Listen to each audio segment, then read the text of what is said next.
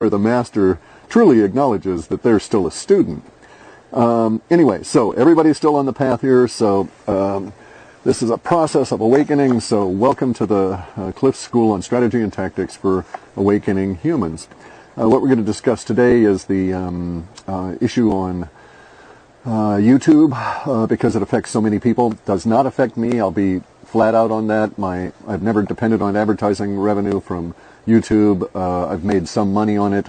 I could not even tell you right now exactly how much it was in the past year, except that I've had to do taxes. So, recently, and that hurts. Anyway, though, but, you know, like Oscar Wilde says, I'm quite happy to pay taxes. I'd just be twice as happy to pay half as much. Anyway, so here we are. YouTube ran into a problem. It was apparently an existing emotional problem for YouTube and its advertisers. As a bubble was pinpricked by the Wall Street Journal with an article that may or may not be bogus. Doesn't matter if it's bogus. At this point, the damage has been done, and the end result is the loss of advertising revenue. Now, the way that this shapes up, we're going to sort of treat this like a War College situation briefing to tell you where everything is at the moment, and then we'll go ahead and discuss some of the strategies and tactics that are that are potentially available to you as an awakening human if you're caught up in this. This video is primarily for those people that are actually caught up in this and may have to react to it. So our strategy and tactics briefing begins with a brief discussion of where we're at and what's happening. And so we have YouTube up here. Can we see that? No, not a chance in hell. Okay. So YouTube has an advertising issue.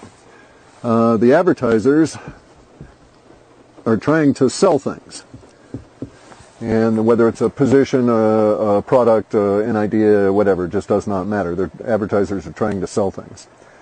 In the process of trying to sell things, these advertisers have submitted themselves to YouTube's algorithm, and the algorithm, in the advertiser's view, is sloppy.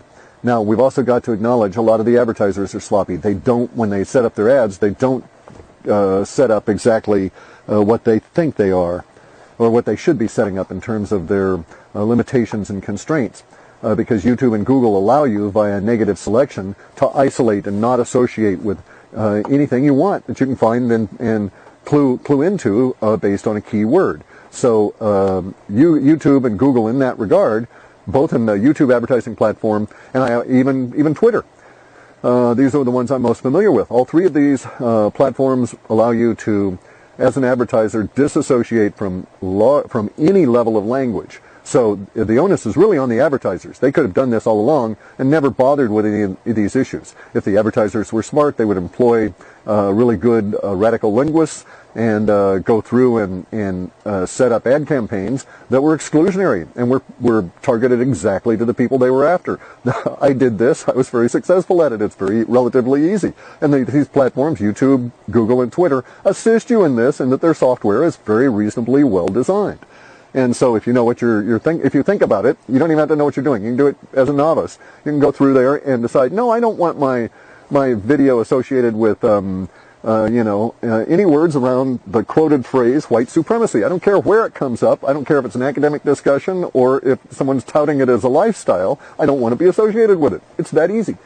So, it's not a problem. Anyway, so advertisers are trying to sell stuff. They ran into these word issues. The Wall Street Journal, being buttheads and basic dicks, decided they were going to use that to come on up and nail what they saw as a bubble that was supporting their hated enemy, the alt anything. Because they don't care if it's alt right, they don't care if it's alt left. If they don't control it, they don't want it around, okay? Basically, that's really what it amounts to. Wall Street Journal here will just read in any legacy media, any old mainstream media. Now, they think the way old mainstream media thinks, okay? These guys, so therefore, because they have been dependent upon advertising their entire existence, And because YouTube was not smart enough to come up with any other kind of a operating algorithm for their structure, operating mechanism, and so relied on the old print media paid advertising kind of an approach, we're in this particular, some people are in this particular problem. Okay, so the Wall Street Journal decides to pop this particular bubble of advertising dollars, ads and dollars that had been feeding the alt anything, alt left, alt right, it just did not matter. And so Wall Street Journal writes the article, they get everybody whipped up, and the advertisers leave the platform. They hold back their dollars. So their advertising dollars are going away, and Wall Street Journal and the legacy media is of the opinion that this bursts the bubble and causes the deflation of the alt media. Rather, takes away its operational base, its funding, and that's their goal there. Get rid of the funding.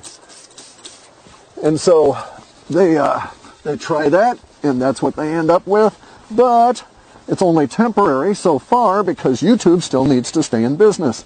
So YouTube still needs to have the advertisers. So it's not enough that the advertisers have decided to leave. YouTube has to say to itself, okay, well, how do we deal with getting them back? And once they're back, how do we keep them happy? And so on. So YouTube is developing a strategy around this, as everybody is. Those that are affected by it, those like myself that are marginally affected, not in funding, but in the nature of what's going on in terms of information available and so on. So YouTube's strategy is controlled by keywords. That's what they're attempting to implement right now. There may be another strategy behind that, though, in the sense another strategy to be rolled out later on. And that other strategy could involve, let's just say, a human intervention through software in at least getting approval. And this would be to get advertising. So this would be some form of partnership approach. Not only would you have to be authenticated and vetted as a human that they could reach through, and be taxed, basically, reach through your banks and so on, but you'd also have to be vetted as somebody who isn't going to use language they don't want you to use. And that's really what it comes down to. And so, regardless of what kind of language it is, if it falls on, too far that way or too far this way, they don't want you using it. And so, except for when they want you to use it. Another thing entirely. So here we are in this situation. Now, the people that have been damaged by this, curiously, of course, are going to be all of the alt-right, who are the intended target of the Wall Street Journal. But also, we have this situation where we have that didn't work out at all. Man, it's just too wet in here to do that. Okay, so we'll try another tack. Okay, so the people who have been damaged here are curiously not merely the alt-right. It also includes the entire spectrum of the alt-sexuality or alt-gender, alt-identity thinking. Okay, so that entire genre, or not even a genre because there's multiple genres within it, that entire area of thought within YouTube has been slammed by these ad boycotts. And that was a developing problem before the Wall Street Journal decided to come in and muck about with things. This is simply because the tendency of the content was towards the extreme. And then within that area, they found themselves making some money off of their content. And so the only thing they could really grasp at that time was that it was the extremity of their content that was drawing the audience. And then they would produce something more extreme, and it was on a self-perpetuating cycle, drawing more audience and more money and so on, until basically they ended up, as all people on YouTube do, or anybody in the media this way, you end up consuming yourself and narrowing in on a focus that you think is what draws the audience. And so you become basically a caricature of yourself. And that works for a while, and then the audience falls off. So most of the YouTube and other alt media practitioners, many of them are just new enough they have yet to go through a single cycle. Now, a mental cycle can be thought of in the print world as 2 years. Basically, it's 26 months, but for our thinking, 2 years. And the 2-year framework means that every 2 years you can repeat the articles you had 2 years back, mostly, entirely, completely, because nobody's going to remember them that's still reading your magazine, but also in that 2-year period of time, you've cycled through the entire readership and basically replaced all of the readers as people are drawn to it and then drop off. This is also true now of all of the people that are on YouTube. Basically content creators that had been monetizing to create a living for themselves. And so in doing so, the new media, much of it had yet to reach a natural cycle, and then this came along. The natural cycle might be for, say, the gaming sites. You may find that the gaming sites have 1 million or 2 or 3 million subscribers, but they may cycle through all of those subscribers in a very short period of time, 18 months, 16 months, a year, who knows. And by cycling through, it would be someone that subscribed to their channel and then watched very diligently, and then slowly over time became distracted, so to speak. Their attention wandered to other areas until they basically don't watch that channel anymore. That process on gaming channels might be in a range from 2 months, where you're bored with this guy after 2 months, but some of these other fellows have enough things of interest that you may hang around on their site for 6 months, a year. It's not. I have yet to determine that. I wasn't really interested in even going into that. It was just an ancillary part of this. So the numbers are not solid there, but the concept is, and it has to do basically with a boredom threshold. When do you get bored with a content producer's content? And at that stage, you go and find someone else. You piggyback and you go on. So I've talked to a number of advertisers, a number of people that work for advertisers, number of people that work in advertising for companies. So I've learned some things about the advertising world in the new media, and have discovered that, for instance, the many beauty channels have a very high cycle rate, that they tend to have very fiercely loyal followers, short duration though. They just don't stick with the channel all that long, but can be effectively advertised to while they're following the channel.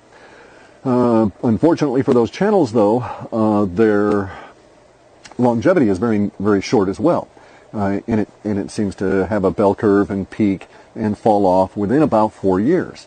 And it probably has to do with the changing nature of the individuals involved and the spread of interest you get as you grow older.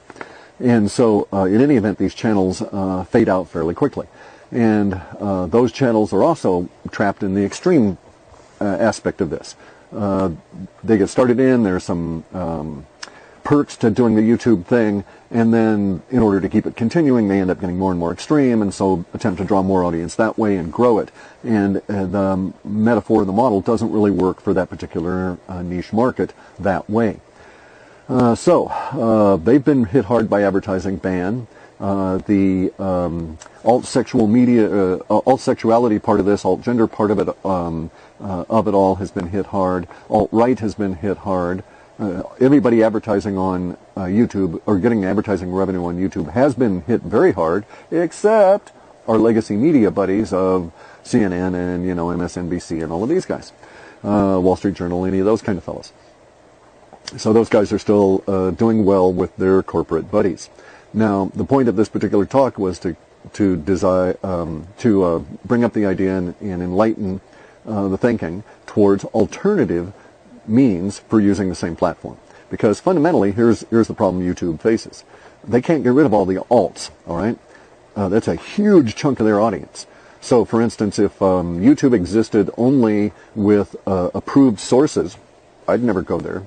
I'd never watch videos, wouldn't spend a moment of my time on it, nor, as a creator, would I put stuff there. I would put stuff over in a paid site even like Vimeo. That sort of thing. So YouTube has a very definitive limit here, and what they're going to run up against and what they have yet to grasp, and they're in the process of going through that grasping and understanding and having it become internalized in the noggins of the people that are currently the buttheads and dicks in charge, is that it is the alts that are the counterculture, that are the drawing source, that are the emotional media. It is not legacy. So, for instance, let us look at it in another way. Should YouTube decide to go over to entirely approved legacy media sources for news and everything, they're basically signing their own death knell or death warrant as a corporation, because we can see that CNN, MSNBC, broadcast media, Wall Street Journal, all these things are dying, had been dying hugely, and are not growing a new audience. So they're and are not attractive to any of the generations other than those that were raised on them. So they've got a real issue there. They need the alt media. They need it to continue. They need it to be healthy in order to continue to bring in those people that could be drawn there. So YouTube's approach at this point is going to be as follows, my prediction. They'll draw a Berlin Wall between two halves. They'll have the alt over on one side, and they'll have the approved on the other. And they will still attempt to try and drive their alt traffic this way, and they, I think, will become they will be sanguine about the generation and death of the alt side. In other words, the alt media, not receiving dollars as the legacy media does, will necessarily generate and die lots and lots and lots of creators that will come on in and not be able to make it go. They won't be able to come up with a metaphor or some theme that allows them to make it without the advertising revenue coming in. So some will. Now, in doing so, in doing this wall here, as well as hurting the alt-right, alt-political, let's call them that, and the alt-sexual gender, alt-sex-gen, and not only hurting those guys, they've also damaged all of the body people, male or female, bodybuilders or beauty channels, all right? So they've damaged those guys. There's a lot of them. There's a surprising number of those guys. They've also damaged all the health channels. That actually was part of their goal. And they've damaged all of the gaming channels. And they've also, they want to take out some of the stunts as well. That's part of the things they're trying to get rid of.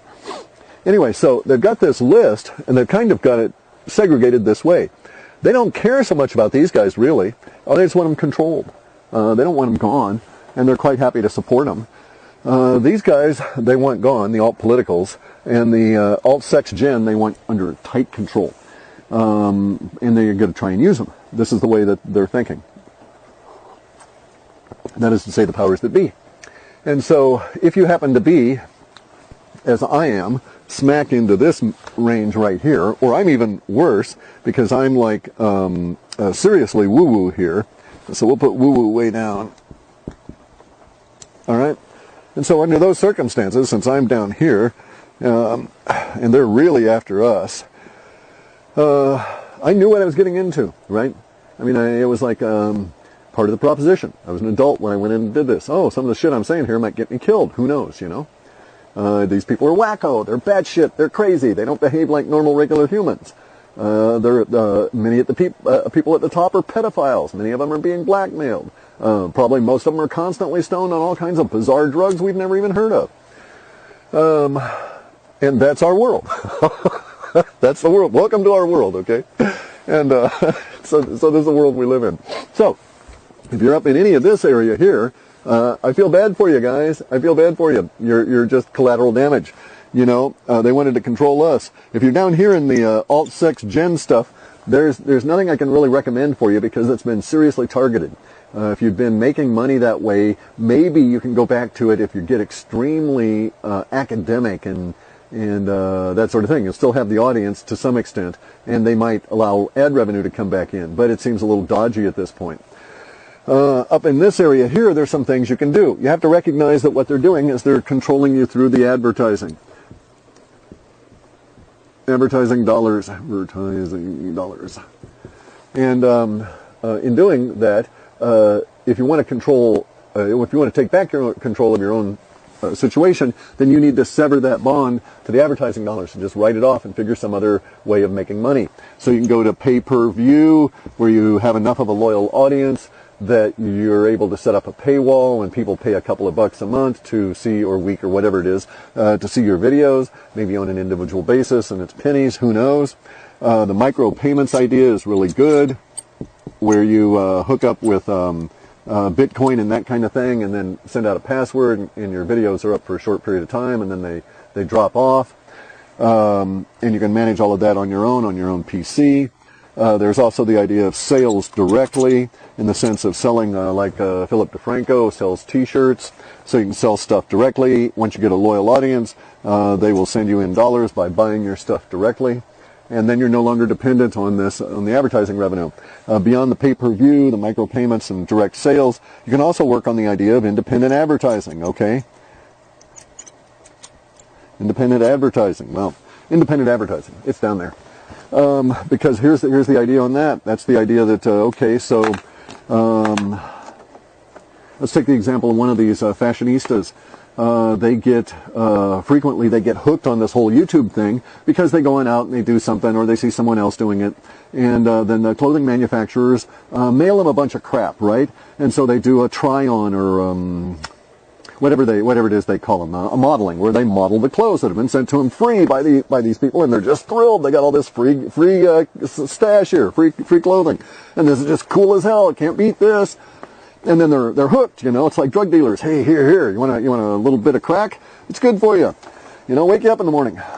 Anyway, so the fashionistas are in that situation where they can actually do this for as long as period of time as they're into that particular mindset, and they're able to develop that audience. If they have the personality that draws the audience, they can do direct sales or of independent advertising for the people that provide them with the products. That is to say, they can make infomercials, basically, and so make revenue that way, where the advertisers pay you directly for a product that you produce, right?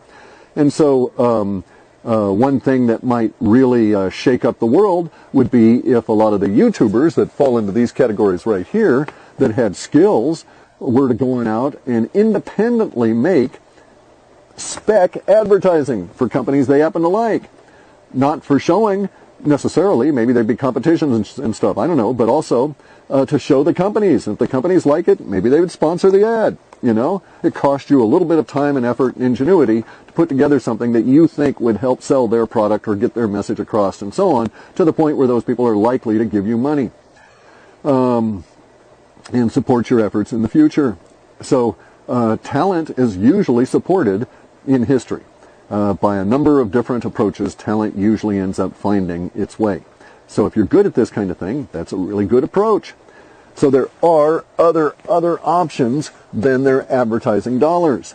And there's a lot of people aren't going to want to hear this. It means working. You got to get off your butt and you got to do stuff. You got to, set up the sales connections to the corporations, all this kind of stuff. All these things you can learn. None of this is beyond you. You figured out how to use all this technology and make these videos. So getting the things funded is within your capability. This is something that is not necessarily easy. It'll be challenging, but when you're done, you'll own that. And you won't be, being strangled by your short hairs when the advertisers cough.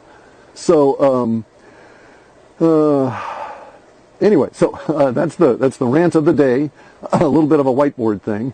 Remember, there are other options to YouTube's advertising in order to make money, and you still use YouTube. Now, here's the thing about YouTube. They need you. They need that audience. You'll note that a lot of the other crap they've got out there does not sustain a long-term relationship with an audience. The audiences come and go and flow through. And that's fine insofar as YouTube is concerned, because they can report millions of people are watching this kind of video and millions of people are watching that kind of video.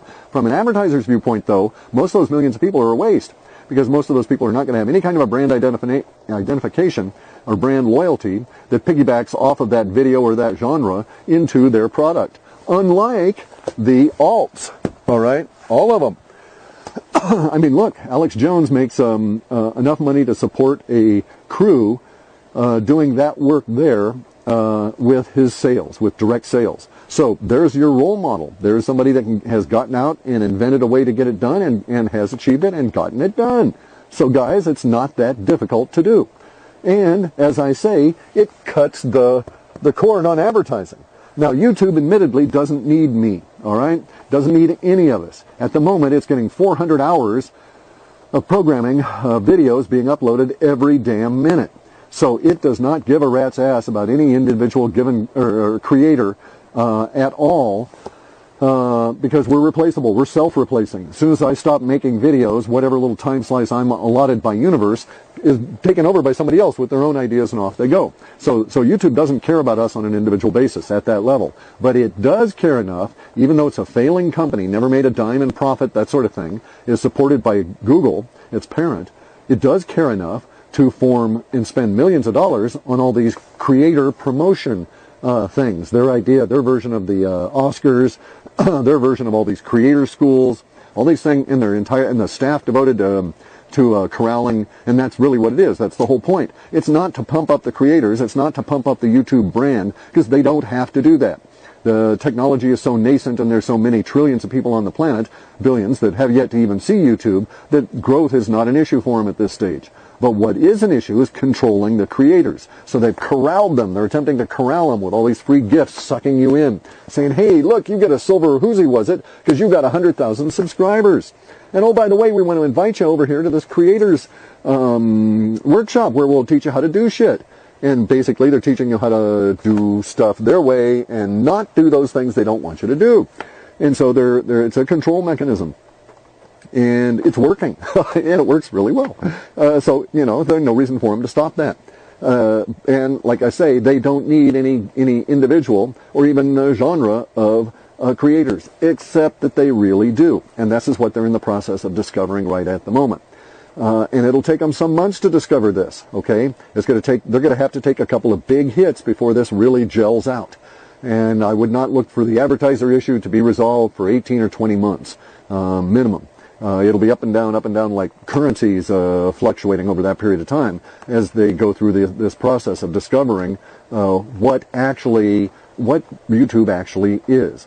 Now, I've done a lot of analysis on YouTube because I had to go through and do that in order to be effective in the process of going through and discovering what is or discovering some of its underlying operating principles. And it's going to end up discovering who and what its audience really is. That discovery is going to change how YouTube does things. I have some vague hints about some things that YouTube probably doesn't even know about itself, because I had to run my spiders against the YouTube comments and then had to figure out how to encode context and other components that I usually seek out in the text. So I learned some things about YouTube and its audience. It was such learning that led me to my projection that, oh, well, based on YouTube alone, Trump's going to win, and he's going to win in a landslide. This was back last year, obviously. And it was during the June, July, and August period that I got really intense on YouTube and ran all these things through. And it was at that point, actually, that I happened to catch in real time some of the algorithm changes, just in the way my data capture was working, and the fact that I was doing analysis on YouTube in order to fold it in as yet another social media being folded into our process. So my supposition about YouTube's understanding is that they have a view of their own business that's woefully inadequate to the reality of their business, and they're going to run into a big wall if they proceed along a certain path, because that will kill their business, basically, in terms of the growth and so on, and we'll all migrate off somewhere else. That's not the case at the moment. Everything in terms of my data sets shows that we're in for a very rough couple of years with the media wars going on, but during that period of time, it will be possible for people with a plan to implement that plan and plan the work the plan, and succeed. So basically, it's kind of like, well, get to it. Advertising revenue isn't likely coming back the way it had been in the past. The wild, wild west